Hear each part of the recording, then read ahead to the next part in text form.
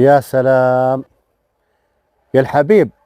يقولوا اللون الأخضر والنباتات الخضراء والأشجار النظر إليها يرد الروح ويسعد الخاطر، وهي من نضارة الحياة والجمال. الله يسعدكم دنيا وآخرة.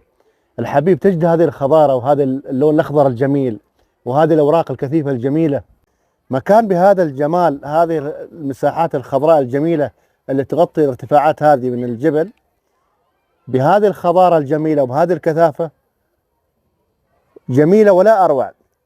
تخليك أنت تبتسم، تخليك سعيد، تشعر بالراحة وبالجمال وسط هذا المكان الجميل، والشم الهواء العليل والجميل. تجد الراحة والهدوء في حديقة شيص في مدينة خرفكان بإمارة الشارقة الباسمة.